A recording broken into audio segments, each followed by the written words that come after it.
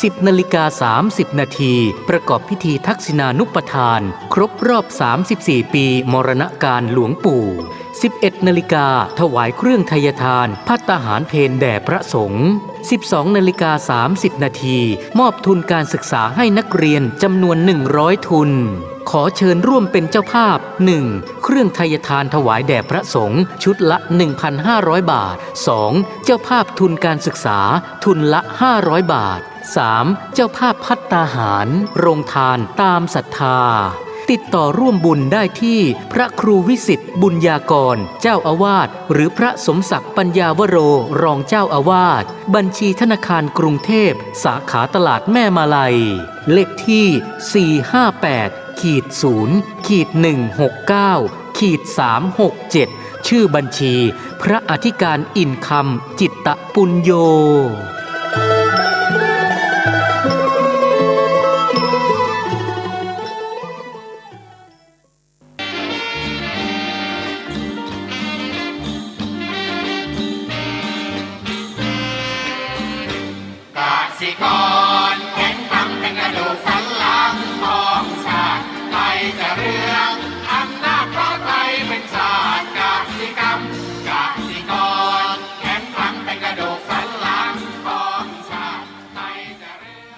ที่นี่สถานีวิทยุ FM 104.50 เมกะเฮิรตซ์วัดฝายหินมหาวิทยาลัยเชียงใหม่จังหวัดเชียงใหม่รายการต่อจากนี้ไปขอเชิญท่านผู้ฟังทุกท่านเข้าสู่รายการดีมีคุณค่าน่าติดตามรายการเกษตรเพื่อชีวิตดำเนินรายการโดยกลุ่มรักเกษตรประสานงานโดยนายพิชัยคงพิทักษ์คณะเกษตรมหาวิทยาลัยเชียงใหม่หมายเลขโทรศัพท์053944030ขอเชิญทุกท่านติดตามรับฟังได้ณบัดนี้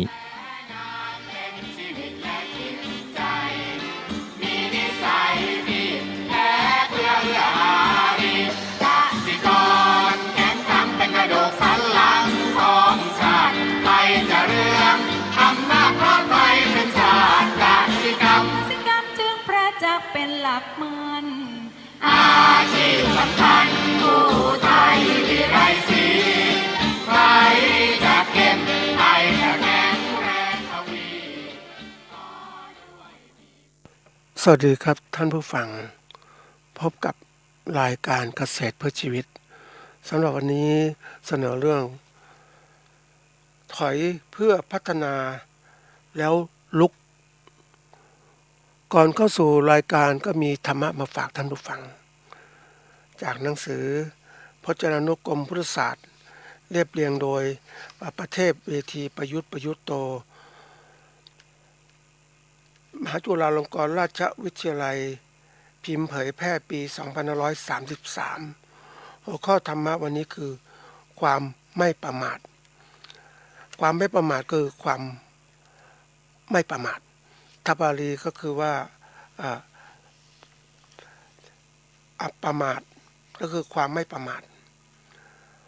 ความเป็นอยู่อย่างไม่ขาดสติความไม่เผลอความไม่เลินเล่อเผลอสติความไม่ปล่อยปละละเลยความระมัดระวังที่จะไม่ทำตามเหตุแห่งความผิดพลาดเสียหายและ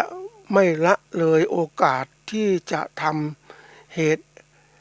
แห่งความดีงามและความเจริญและความมีสติรอบคอบความไม่ประมาทพึงกระทำในที่4สถานคือ 1. ในการละกายทุจริตประพฤติกายให้ประพฤติกายสุจริต 2. ในการละวจีทุจริตคือประพฤติวจีสุจริต 3. ในการละมโนทุจริตคือความประพฤติมโนสุจริต 4. ในการละความเห็นผิดประกอบความเห็นที่ถูกอีกหมวดหนึ่งว่า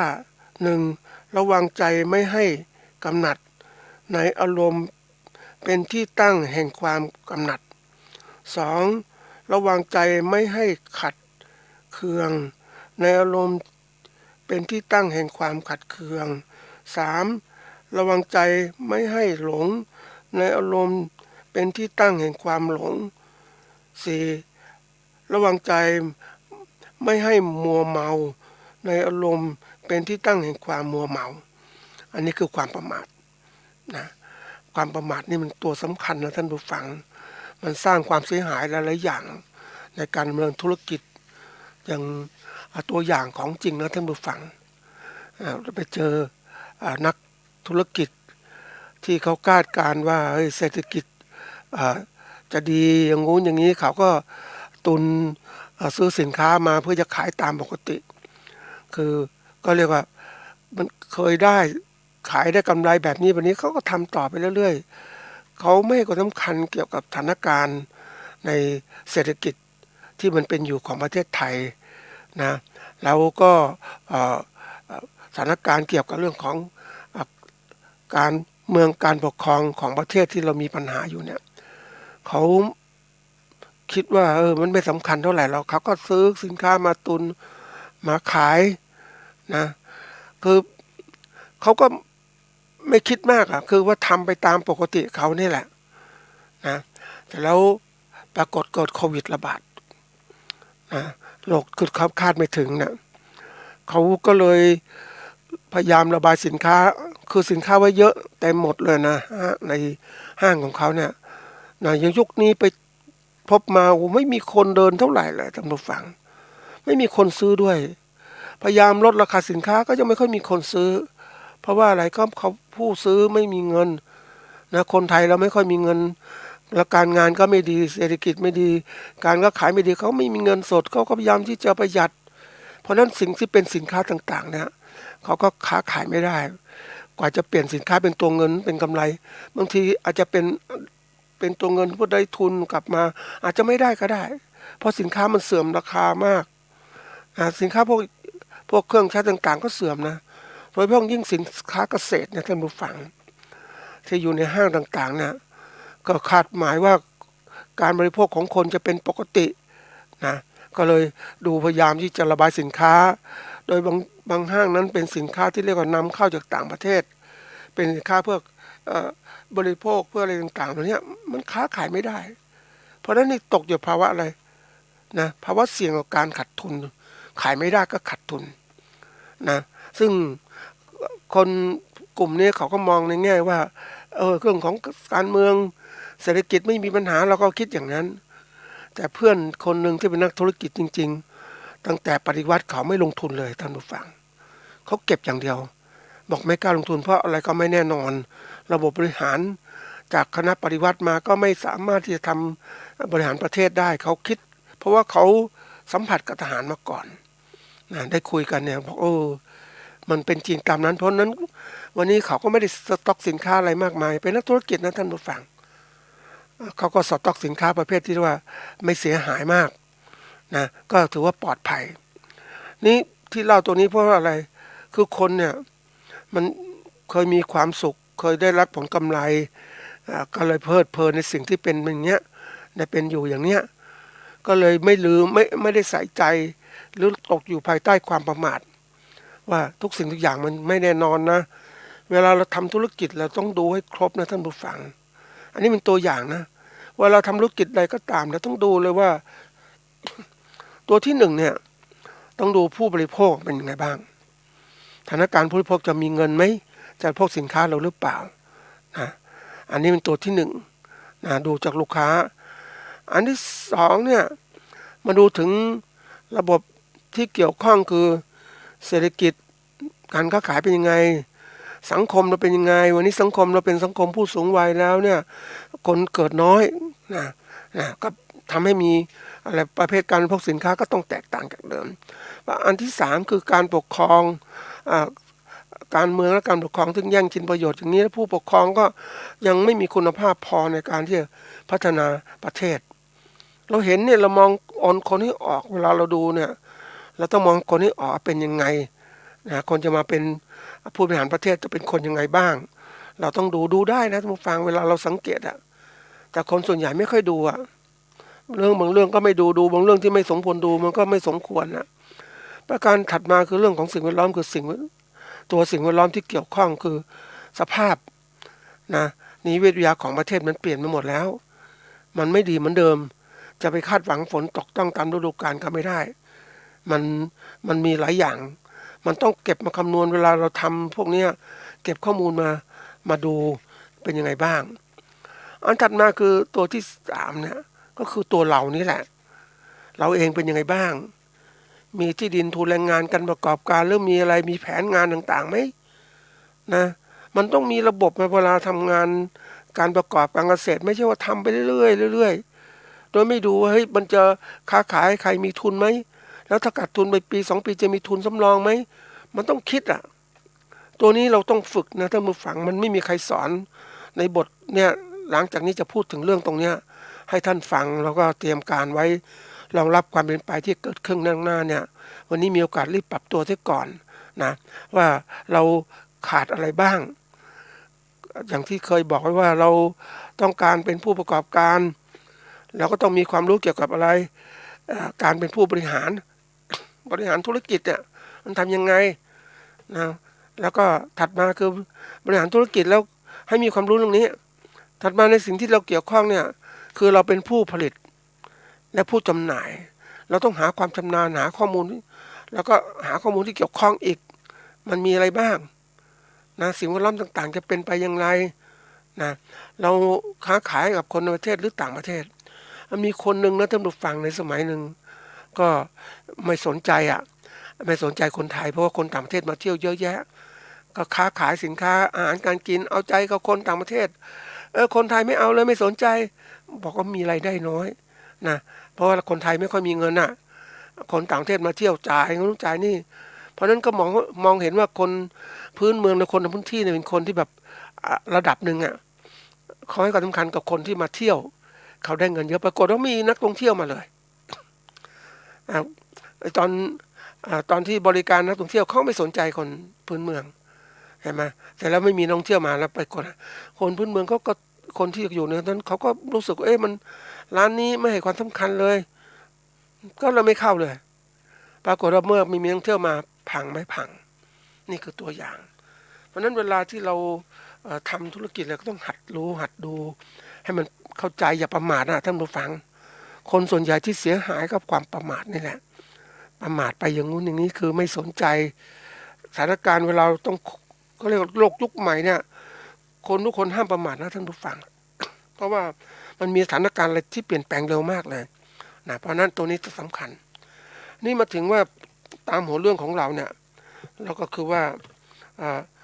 ถอยเพื่อพัฒนาแล้วรุกคำว่าดูความหมายที่ก่อนนะคำว่าถอยเป็นคำกริยาแปลว่าเคลื่อนหรือทำให้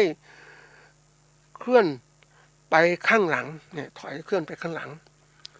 นะเพื่อพัฒนาคือเพื่อทำให้ดีขึ้นแล้วลุกคำว่าลุกในที่นี้เป็นคำกริยาเหมือนกันเพราะว่าล่วงล้ำเข้าไปในเขตผู้อื่นหรือคุกคามให้ถอยร่นหรือต้อนให้จนมุมนะบางทีก็มีคำว่าลุกล้ำคือล่วงล้ำเข้าไป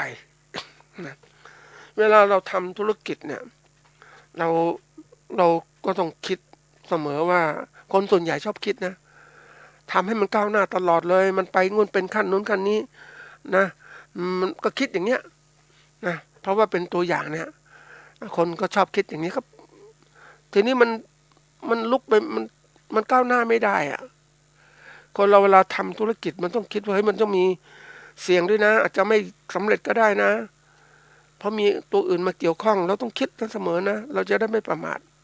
อันนี้ประมาทไปแล้วคิดว่าดีไปหมดเลยโลกนี้โรยด้วยกลีบกุหลาบเรายังไงก็ตามทำสำเร็จแน่นอนนะปรากฏว่ามันทำไม่ได้แล้วก็กลับมาเลยคือขาดทุนนู่นขาดทุนนี่เสียใจหมดแก้ปัญหาชีวิตไม่ได้ก็ต้องมาทำใจนี่แหละอันนี้ตัวอย่างนะนี่มันธรรมดาของการดำเนินธุรกิจนะท่านผู้ฟัง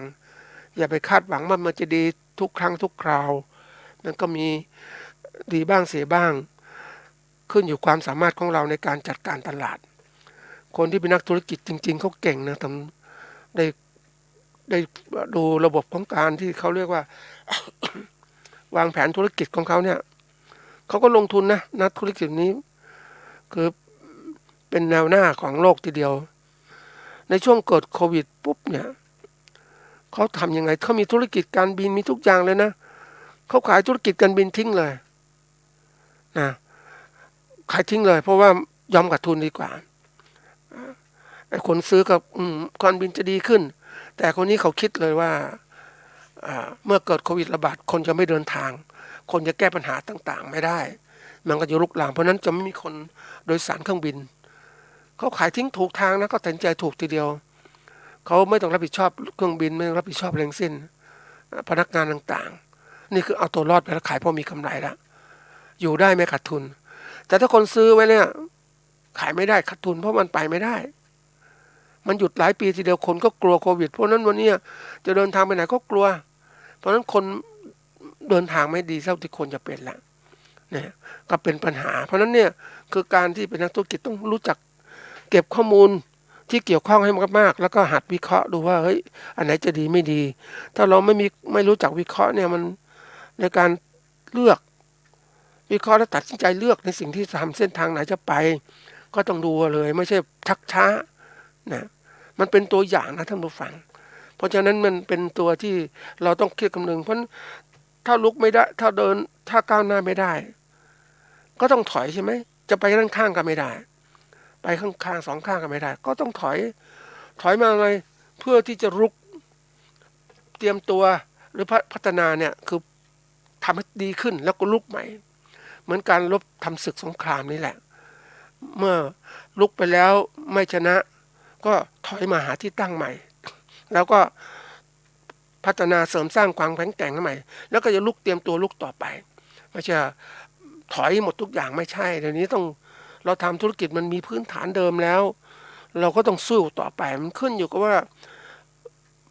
เป้าหมายหรือวัตถุประสงค์ที่เราตั้งไว้เอาตัวอย่างนะท่านผู้ฟังในการฝึกจิตฝึกใจคนเนี่ยคนที่เขาเป็นนักภาวนานะเขามีการฝึกจิตใจนะคือการทำสมาธิให้มีอารมณ์ตั้งมั่นให้จิตมีความตั้งมั่นในอารมณ์เดียวทีนี้เขาฝึกไปนั่งสมาธินี่นั่งไปแล้วเนี่ยประมาณสักครึ่งชั่วโมงนะท่านผู้ฟังจิตใจสงบทีนี้ครึ่งชั่วโมงจะไปถึง30นาทีที่31มันก็เริ่มมีอาการปวดขาปวดนู่นปวดนี่ไปหมดเลยเขาพยายามทนปกติครูบาอาจารย์สายวัดป่าท่านก็ให้นั่งเป็นชั่วโมงแต่นี่นั่ง30นาทีมันก็ปวดแหละทนไม่ได้พยายามทนไม่ได้ก็ออกจากสมาธิมาพักใหม่นะแล้วก็แข็งแรงดีแล้วนั่งใหม่อีกเอาชนะไปเรื่อยทำไปเรื่อยที่สุดก็ชนะนั่งเป็นชั่วโมงได้เวทนาหรือความเจ็บปวดต่างๆหายไปเนี่ยเพราะความที่จิตมีความตั้งมั่นถ้าจิตไม่มีความตั้งมั่นเนี่ยมันมีความตั้งมั่นในโลเดียวมันจะกลับมาสู่อะไรมาสู่เวทนาความเจ็บปวดขาต่างๆปวดแขนยุงกัดอะไรเงี้ยนี่คือสภาวะการฝึกจิตถ้าเราผ่านตรงนี้ไปได้นะท่านผู้ฟังมันก็จะไปสู่ความสงบนะสบายเพราะว่าเราตัดเวทนาไปได้ด้วยจิตมีความสงบตั้งมั่นเวทนามจะเกิดขึ้นก็ช่างมันไม่ต้องไปใส่ใจเพราะหน้าที่ทำให้จิตสงบเนี่ยนี่คือตัวอย่างอันนี้พระที่เล่าก็สนทนากับท่านเนี่ยเขาเป็นพระที่เป็นนายทหารเก่านะท่านผู้ฟังเกษียณแล้วออกมาเป็นนายพันเลยพันเอกมาปฏิบัติจริงๆแล้วท่านก็พูดถึงว่าเอาชนะมันได้แล้วก็ความสุขใจที่เกิดขึ้นเนี่ยมันความเจ็บปวดตรงนี้ที่มันเกิดขึ้นเวทนานี่แหละอันนี้คือถอยใช่ไหมสู้ไม่ไหวก็ถอยก่อนเดี๋ยวมาสู้ใหม่ทำอย่างเนี้ยจนที่สุดเอาชนะได้จิตมีความสงบมีความสุขเนี่ยนะอันนี้แบบที่หนึ่งทีนี้ก็เป็นเรื่องของผู้ประกอบการเกษตรแล้วล่ะนะก็จะเล่าเป็นเรื่องจริงอันนี้เรื่องจริงนะท่านผู้ฟังวันหนึ่งก็ไปดูผู้ที่เขามาแสดงสินค้าโอท็อปนะอันในช่วงของรู้สึกจะปีประมาณสัก61 62แถวๆนี้ก็มีงานสินค้าโอท็อปแสดงใน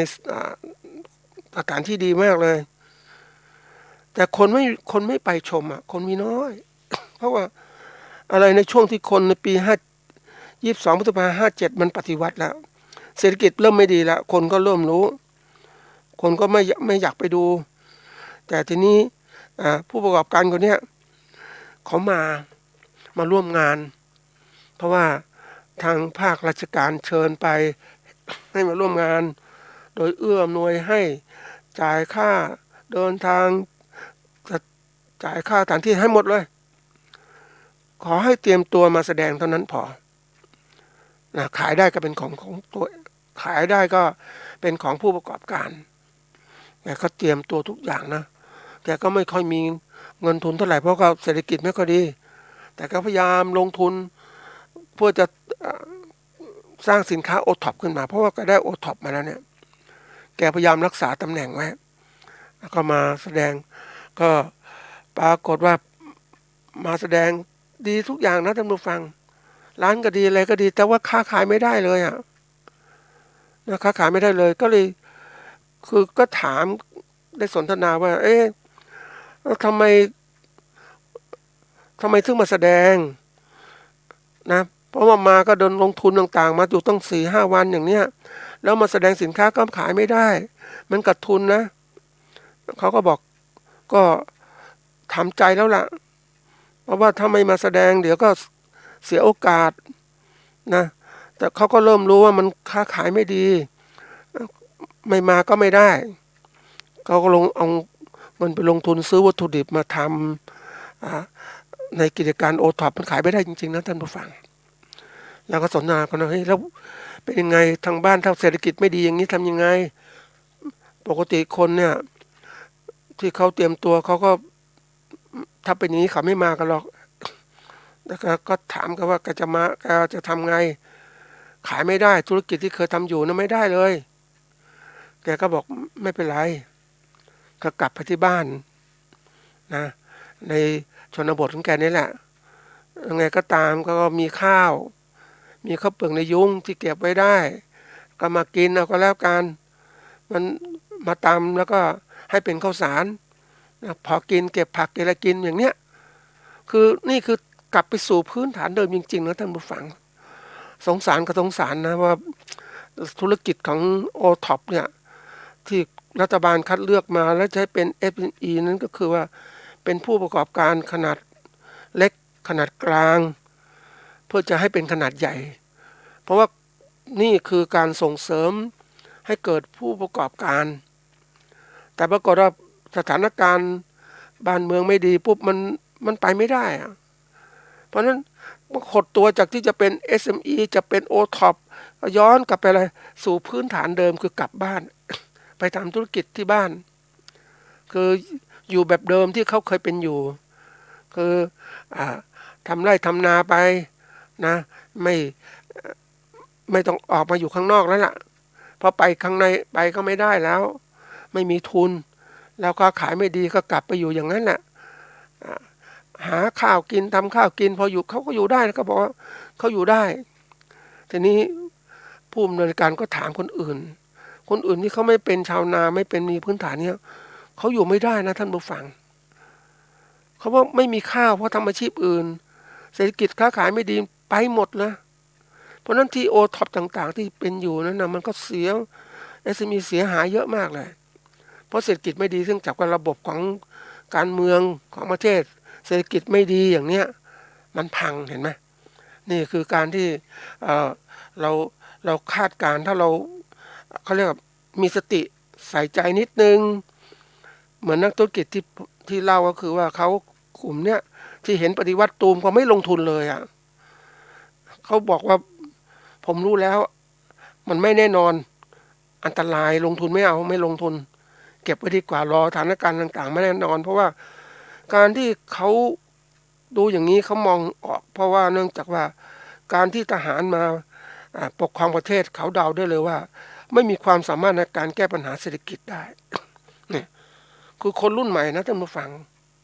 เขาเห็นวิเคราะห์เขามีเหตุมีผลในการวิเคราะห์คนว่าคนเป็นผู้บริหารเนี่ยถ้ามาจากคนกลุ่มนี้ไม่ต้องพูดถึงเลยเพราะการเรียนการศึกษาเขาไม่ได้มาด้านนี้โลกของ โลกของเศรษฐกิจปัจจุบันเนี่ยโลกเขาเรียกว่าการพัฒนาประเทศในปัจจุบันต้องการคนที่อีกแบบหนึ่งคนที่เป็นนักธุรกิจคนที่เก่งมองการไกลวิสัยทัศน์ดีต่างๆความสามารถในการบริหารประเทศไม่ใช่ความสามารถในการบริหารอย่างอื่นมาทำไม่เหมือนกันนะท่านผู้ฟังการที่เกิดกระบวนการที่เรียกว่ารัฐบาลยุทธชุดหนึ่งที่พยายามที่จะสร้างคนให้มีความสามารถในการบริหารนั่นก็คือตัวอย่างให้เป็น OTOP และเป็น SME นี่แหละนี่คือทำให้คนเขาเรียกว่าสร้างสรรค์อาชีพให้คนเป็นผู้ประกอบการเพราะเขารัฐบาลชุดนั้นเขาไปดูญี่ปุ่นมาญี่ปุ่นที่มันพัฒนาประเทศก็เพราะอย่างนี้แหละพื้นฐานของคนคือต้องการทำให้คนเนี่ยมีคุณภาพเพราะนั้นทำยังไงให้เกิดอะไรการพัฒนาอุตสาหกรรมก็เริ่มจากที่เนี่ยจากเป็น OWAP One Village One Product เนี่ยให้คนเขาเป็นผู้เขาจะคิดเนี่ยทำเองขายเองทำเองขายเองและที่สุดเขาขายได้เขาเป็นต่างๆเขาจะเริ่มรู้ให้เขาเริ่มฝึกบทเรียนแล้วว่าสมมุติทำสินค้าเกษตรขายเริ่มขายเป็นแล้วมันได้กำไรน้อยทำสินค้าตัวอื่นไหมแปรรูปไปไหมอย่างวันนี้ไปเจอสินค้าตัวหนึ่งท่านผู้ฟัง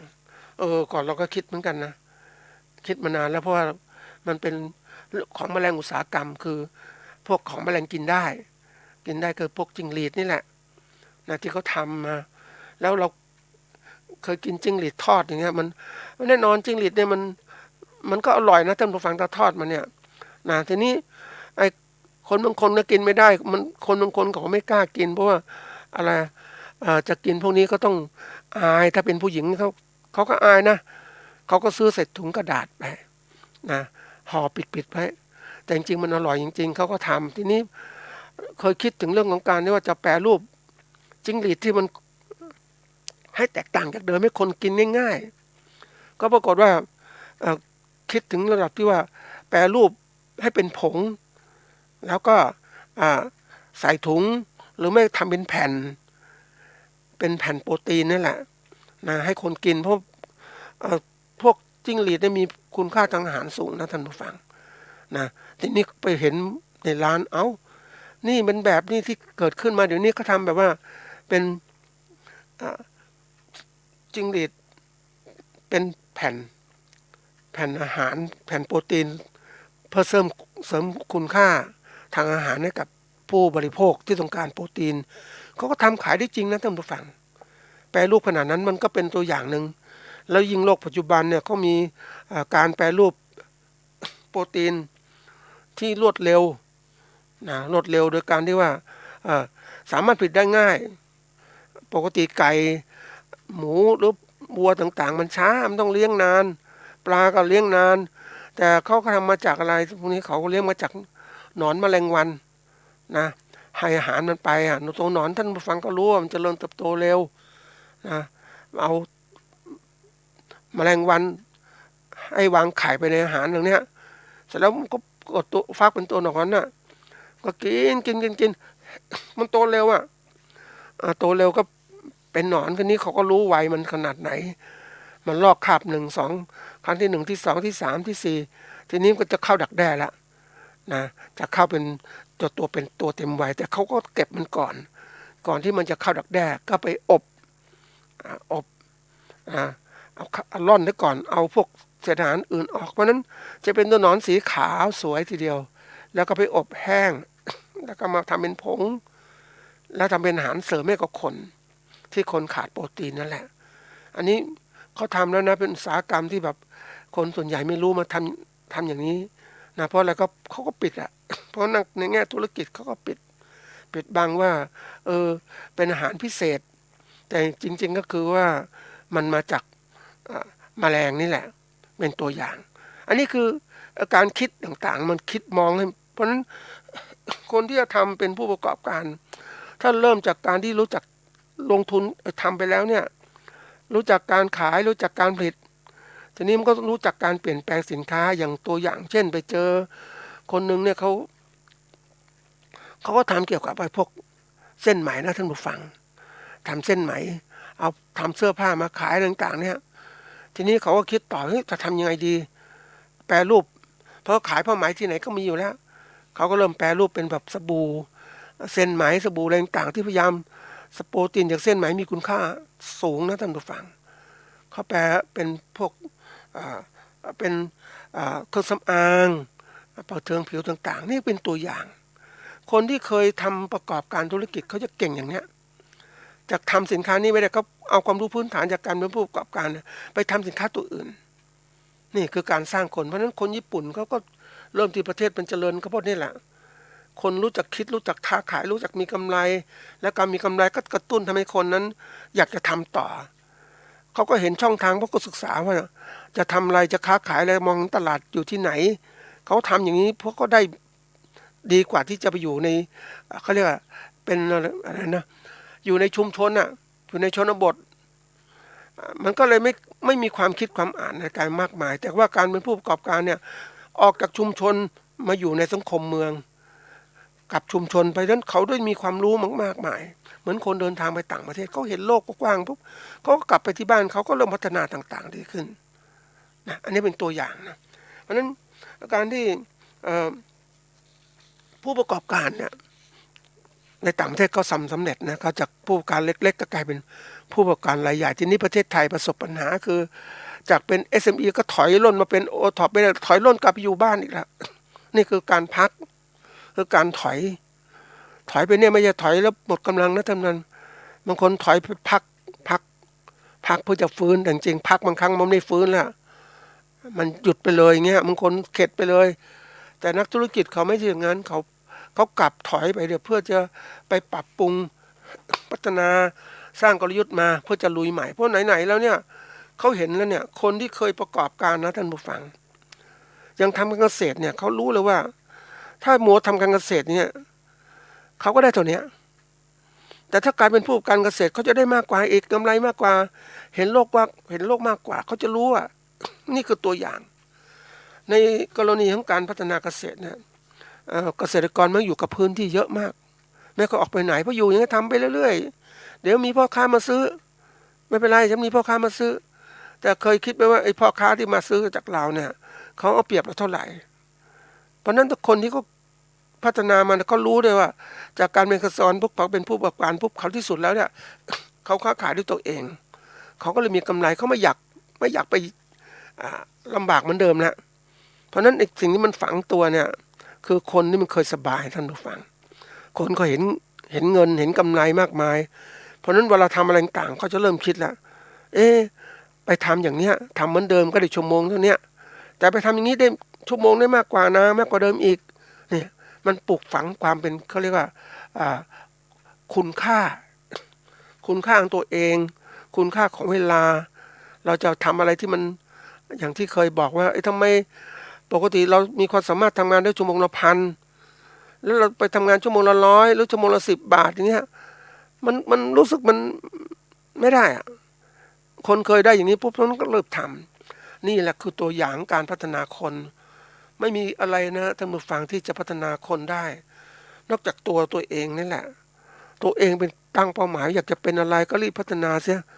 เนี่ยเพราะนั้นในการถอยกลับไปเนี่ยก็กลับไปเพื่อพัฒนาเพื่อจะลุยใหม่ต่อไปเพื่อจะรุกต่อไปคือถ้าเรามีความเป็นผู้ประกอบการมันจะหยุดไม่ได้คนเคยรวยนะมันไม่จะไปจับสู่ความจนตลอดเวลาคนเคยรวยเขาย้อนกลับไปสู่ความจนดั้งเดิมของเขาที่สุดเขาก็รวยเหมือนนักธุรกิจที่เขาทำธุรกิจเรื่องของการประกอบการเกษตรเนี่ยเขาไม่มีอะไรนะทำการประกอบเกษตรนะอาชีพเกษตรทีนี้เขาทำอย่างนี้ไม่ไหวมันก็ได้เท่านี้เขาก็เลยค้า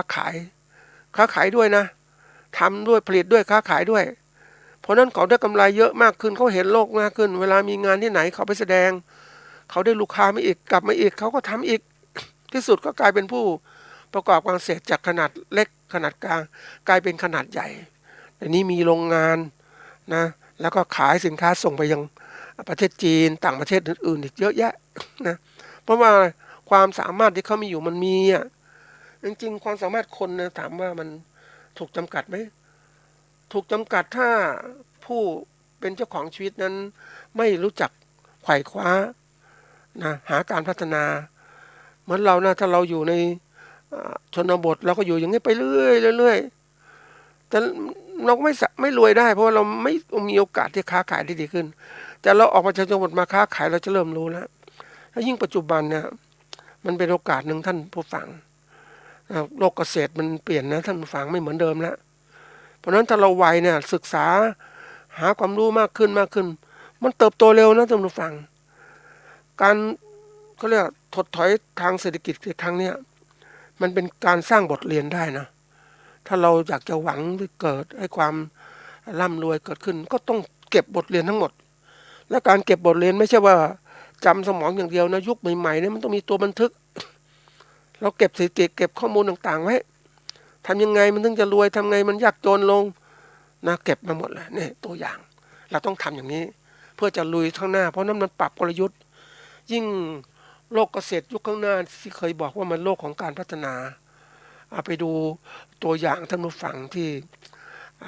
ก็เรียกสมัยก่อนเวลาปลูกพืชเนี่ยนะเป็นแบบแน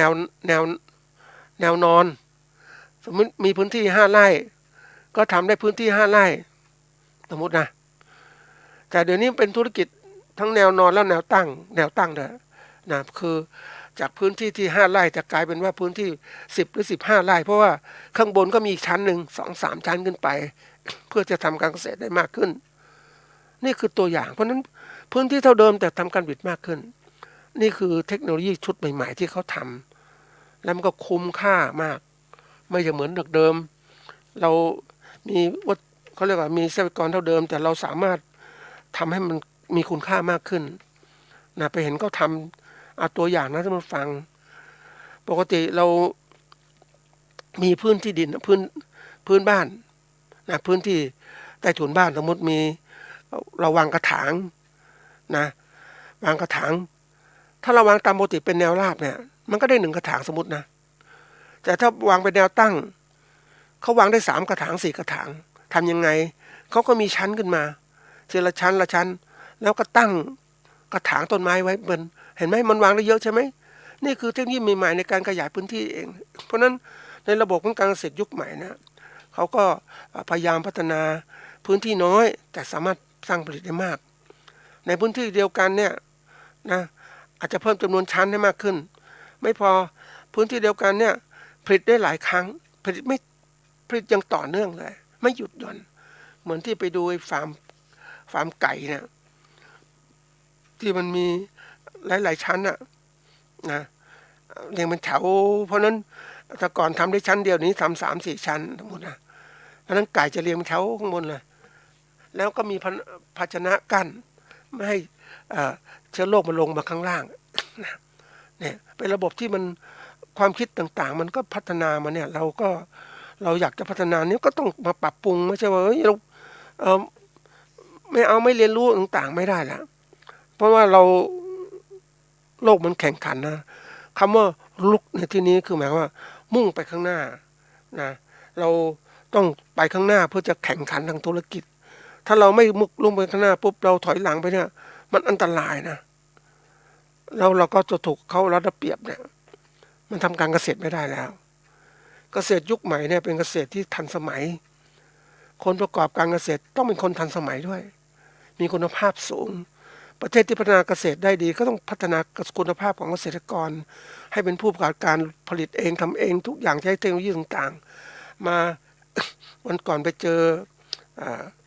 การปลูกพืชในดินในเขาเรียกไฮโดรโปนิกนี่แหละปลูกพืชในน้ำนะมันก็ทำได้ดีนะทีนี้มันค้นคิดใหม่ท่านผู้ฟังเปลี่ยนพืชเปลี่ยนแสงชนิดที่มันตอบสนองต่อพืชเลยเพื่อประหยัดและเร่งการเจริญโตของพืชเห็นไหมปกติเรามุ่งมองว่าแสงธรรมดาเนาะแล้วก็มีปุ๋ยใส่ไปในน้ำให้พืชมันเติบโตนะ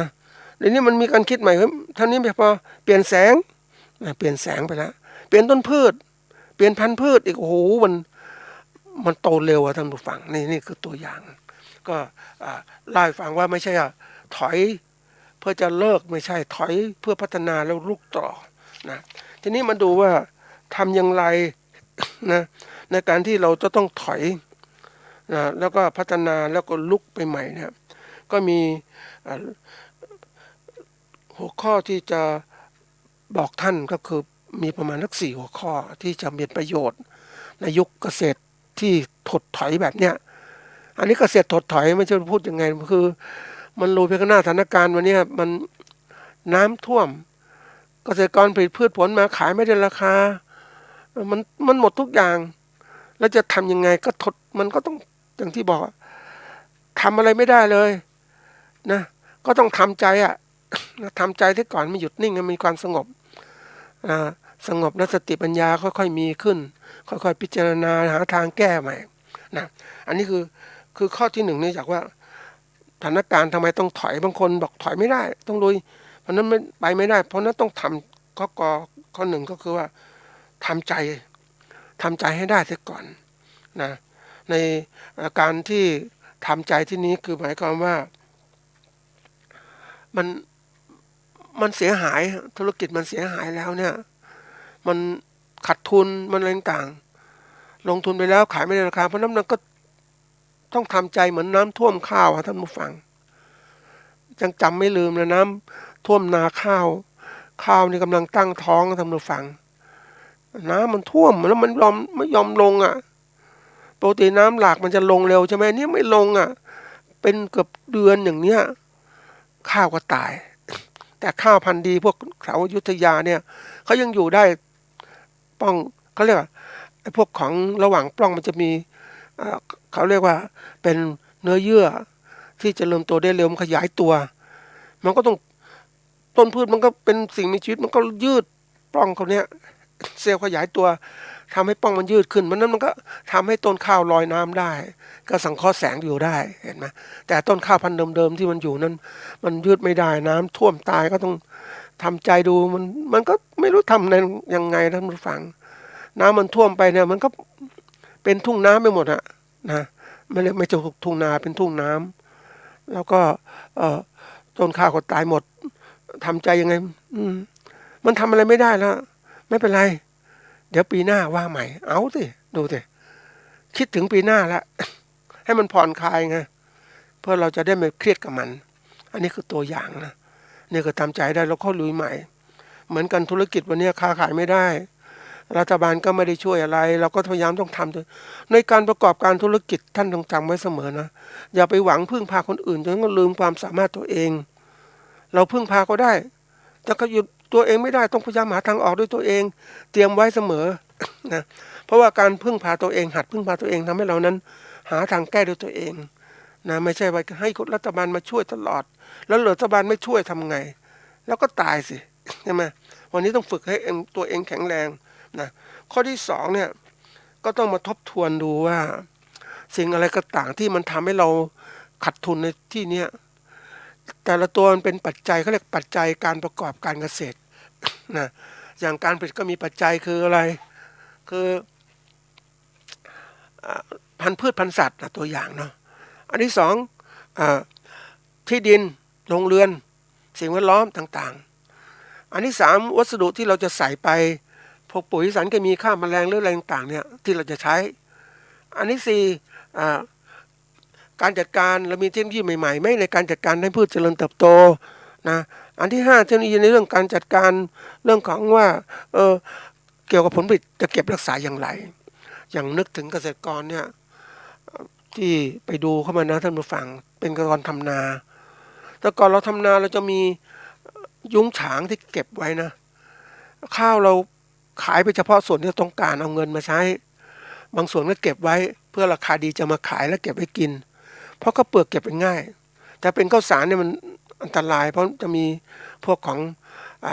มอดกินข้าวสารต่างๆมุมนะอันนี้เป็นตัวสำคัญแต่นี่ไปดูแปลงเกษตรกรแถวปทุมธานีไม่มีเลยท่านผู้ฟังไม่มียุ้งฉางเกษตรกรเกี่ยวปุ๊บก็ขายลงงานไปลงสีก็ตากข้าวเลยเพราะนั้นเกษตรกรไม่ได้ต่อรองอะไรเลยไม่มีโอกาสไม่มีสิทธิ์ต่อรองนี่เวลาข้าวไปหมดแล้วซื้อข้าวสารเขากินอย่างเนี้ยมันก็ไปไม่ได้แล้วใช่ไหมนี่คือตัวอย่างเพราะนั้นเทคโนโลยีของปัจจัยในการประกอบการผลิตก็ส่วนหนึ่งปัจจัยในการประกอบการตลาดนะครับตัวหนึ่งก็คือผลิตภัณฑ์เป็นยังไงบ้างนะ ราคาขายเป็นยังไงมีคู่แข่งไหมนะสถานที่จำหน่ายตลาดอยู่ที่ไหนถ้าตลาดในตรงนี้ยุคใหม่ๆตลาดคนมองตลาดก็อยู่ที่ตลาดใช่ไหมสถานที่ที่พ่อค้าเขาทำกันนะแต่นี้ตลาดไม่อยู่ที่นั่นมาอยู่ที่บ้านอยู่ที่เราอยู่ในอินเทอร์เน็ตต่างๆเขาไม่พวกที่เขาค้าขายเก่งๆท่านผู้ฟังอย่างเขามีร้านค้าเนี่ยเขาก็มีเปิดหน้าร้านให้คนรู้จักไปดูสินค้าแต่เวลาค้าขายก็สั่งทางโทรศัพท์แล้วส่งทางวัสดุเอามันเร็วกว่ากันไหมนะมันอยู่ที่ไหนก็ได้ทำงานธุรกิจได้การส่งเสริมการขายเป็นยังไงอะนะการขายเดี๋ยวนี้นะมันจะเป็นระบบที่ดีมากเดี๋ยวนี้ระบบของการส่งเสริมก็มีมันเดี๋ยวนี้ทำสื่อต่างๆด้วยตัวเองแล้วนะไม่ใช่ไปรอนะเดี๋ยวนี้ระบบการประกอบปัจจัยการเขาเรียกว่าการตลาดก็เปลี่ยนจาก 4P กลายเป็น 4C ดึงลูกค้าดึงความสะดวกสบายดึงการติดต่อสื่อสารนะอันนี้หลายๆอย่างนะมันจะเป็นระบบที่มันทันสมัยมากขึ้นมันเปลี่ยนไปเยอะมากนะท่านผู้ฟังเพราะนั้นเราดูจุดอ่อนเราที่เราไปไม่ไหวเพราะอะไรในปัจจุบันเราไม่ไหวเพราะว่าเรื่องของตัวสำคัญเศรษฐกิจแล้วก็การปกครองสังคมเราก็เริ่มเปลี่ยนแล้วมันทำให้ต้องเตรียมตัวมานั่งทบทวนเราจะทำเกษตรแบบไหนอย่างไรแล้วก็ทบทวนไว้มานั่งดูตัวไหนเป็นปัจจัยทำให้เรานั้นไม่สามารถทำการเกษตรได้นะก็เอามาดูตัวไหนอย่างไรจะพัฒนาอย่างไรนะถัดมาคือตัวที่3เนี่ยเราจะพัฒนาอะไรสมมุติเรามีความมุ่งมั่นในการเป็นผู้ประกอบการเราต้องเตรียมทั้งหมดเลยในการพัฒนาต่างๆเราถ้าเป็นในแง่ของธุรกิจก็บอกวิเคราะห์จุดอ่อนจุดแข็งวิกฤตโอกาสมันเป็นยังไงนะจุดอ่อนเรามีอะไรบ้างเราไม่เคยเรียนรู้ตลาดใช่ไหมเราถูกพ่อค้าเอาเปรียบใช่ไหมจุดแข็งเราเป็นไงเรามีความสามารถในการผลิตที่เก่งมากเราทำมาตลอดผลิตสินค้าเกษตรดีมากนะอันนี้วิกฤตเป็นไงเนี่ยวิกฤตอย่างเนี้ยมันเกิดขึ้นโอกาสเราดีไหมถ้าเราทำเป็นผู้ประกอบการเรามีโอกาสดีขึ้นแน่นอนเพราะเราได้มีการติดต่อลูกค้าด้วยตัวเราเองเรารู้ว่าลูกค้าต้องการอะไรเพิ่มไปเห็นในตัวอย่างนั้นมาฟังในกลุ่มของสังคมโซเชียลมีพวกไลน์ต่างๆก็มีเกษตรกรเขาเป็นสมาชิกขายผลไม้เขาก็บอกว่าเขามีผลไม้นะราคาคุณภาพแบบนี้ใส่บรรจุกล่องอย่างนี้ราคาเท่านี้ใครสนใจเขาสามารถติดต่อซื้อได้นะสั่งไปเลยทางหมายเลขโทรศัพท์นี้นะอันนี้คือตัวอย่างการที่มีช่องทางต่างๆเนี่ยมันทำให้เขาสามารถค้าขายได้มันเป็นโอกาสใครจะมาทำแทนเราเราเป็นเจ้าของธุรกิจเองเราก็ทำสิใช่ไหมนี่เพราะนั้นเราต้องพัฒนาทุกๆด้านนะทุกฝั่งตัวสำคัญที่สุดนั้นเราจะพัฒนาอย่างไรก็คือตัวของเราเนี่ยมีความสามารถอะไรต้องเติมให้เต็มที่เลยถ้าเราเป็นอยากจะเป็นผู้ประกอบการเนี่ยตัวที่1ก็คือว่าเราต้องตั้งเป้าหมายว่าเราจะประกอบการอะไรจริงจังนะไม่ใช่เรื่องเล่นนะตั้งเป้าหมายไว้นี่คือวัตถุประสงค์หลักอันที่2เนี่ยการดำเนินการสู่เป้าหมายต้องการทำงานวิธีการทำงานแบบไหนอย่างไรแล้วก็ศึกษาวิธีการทำงานไปหาความรู้การบริหารงานแบบไหนเดี๋ยวนี้ไปตัวอย่างนะไปเจอแม่ค้าขายข้าวขายอาหารนะครับสถานการณ์ไม่ก็ไปไม่ไหวนะมือฟังทำไม่ไหวเลยข้าวแกงเนี่ยข้าวราดแกงนี่แหละนะแกก็ได้กดสนทนาว่าทำยังไงแต่ก่อนมีลูกน้องเยอะนะเดี๋ยวนี้ไม่ไหวเอาคนเดียวแกทำคนเดียวจัดการทุกอย่างคนเดียวค้าขายคนเดียวหมดเลยเพราะว่าถ้าให้จ้างลูกจ้างไม่มีเงินอีกขาดทุนอีกก็ยังไงก็ตามแกบอกว่าถ้าทำคนเดียวเนี่ยอย่างน้อยวันนึงต้อง300-400-500 บาทอย่างนี้ก็ได้แล้วนะมันเป็นตัวอย่างเพราะนั้นบางทีเราก็ต้องทำเกษตรเราต้องใช้แรงงานตัวเราเองนั่นแหละนะก็ตัวนี้สำคัญนะการพัฒนาตัวเองเนี่ยเรารู้เป้าหมายแล้วก็มาพัฒนาหาช่องทางพัฒนาเนี่ยหาความรู้ต่างๆแล้วพัฒนาด้วยตัวเราเองเลยทำนะอันที่4คือการรุกเลย เมื่อเราพร้อมเรามีระยะเวลาประมาณตั้งตัวนะท่านผู้ฟังเพื่อซักซ้อมความอยู่รอดทางธุรกิจของเราเนี่ยประมาณ1 ปีนี้เป็นปีที่ชอกช้ำเก็บข้อมูลต่างๆรักษาเนื้อรักษาตัวไว้ นะอาจจะถ้ามีความเข้มแข็งก็ลุยต่อปีหน้าแต่ยังไม่มีความเข้มแข็งก็พักไว้ก่อนหนึ่งหรือ2 ปีเพราะว่าสถานการณ์แบบนี้มันไม่ใช่โควิดธรรมดานะท่านผู้ฟังโควิดตัวนี้มันระบาดจากการบริหารงานที่ไม่ดีพอแล้วไม่พอก็คือเศรษฐกิจเสียหายปิดตลาดต่างๆเนี่ยมันคาดการไม่ได้เลยแล้วการที่เราจะค้าขายจังหวะนี้ผลิตพืชผลมาแล้วค้าขายไม่ได้มันก็ขาดทุนจะมาลุยใหม่ทีเดียวไม่ไหวมันก็ต้องดูเพราะนั้นในกรณีเหล่านี้เราจะลุกใหม่ก็ต้องเก็บข้อมูลแล้วข้างหน้าจะทำอะไรนะอยากให้เป็นแบบว่าท่านผู้ฟังทำมีแผนนะระบบใหม่เนี่ยนะคือเราเห็นง่ายๆท่านผู้ฟังปกติเราทำการเกษตรเนี่ยเราก็มีแผนอยู่ในใจของเราเนาะนะจะทำอย่างนี้เดือนนั้นจะทำอย่างนี้คิดแผนไว้ในใจของเราแต่ยุคใหม่เนี่ยมันไม่ใช่อย่างนั้นเขาคิดแผนอยู่ในใจไม่พอเขาออกมาเป็นตัวเป็นอะไรเป็นข้อความบันทึกเลยเขียนไว้ว่าขึ้นกลางฝาเลยตัวอย่างนะขึ้นกลางฝาเดือนนั้นจะทำนี้ตามเวลานี้เขาเรียกว่าเป็นไทม์ไลน์แล้วนะเป็นตารางเป็นplanning year planning วางแผนตลอดทั้งปี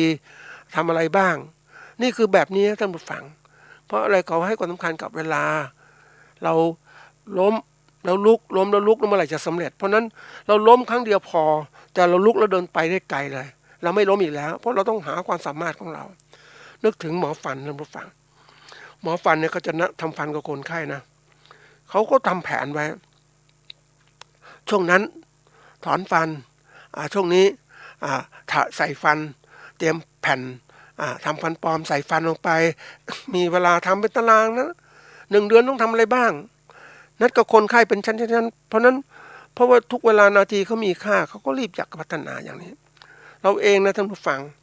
เราอยากจะเป็นนักประกอบการเราต้องรู้จักว่าเราต้องเตรียมการให้ดีทั้งเวลาจัดการให้เป็นเริ่มฝึกตัวเองนะท่านผู้ฟังเราจะเป็นเกษตรกรธรรมดาทำเรื่อยๆไปมันไม่ได้แล้ววันนี้ต้องเป็นเกษตรกรที่เป็นผู้บริหารตนเองนะเพราะฉะนั้นการที่เราเกิดกรณีของการที่เรียกว่าวิกฤตเศรษฐกิจคราวนี้เราก็ต้องหัดละการถอยเพื่อพัฒนาแล้วลุกเนี่ยเป็นกระบวนการสำคัญมากที่จะต้องฝึกตัวเราเองนะอย่าไปประมาท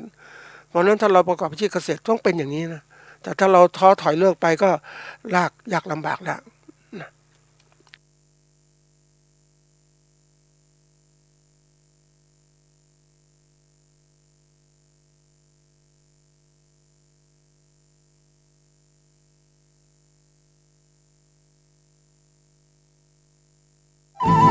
ที่จบไปแล้วนั้นเป็นรายการเกษตรเพื่อชีวิตดำเนินรายการโดย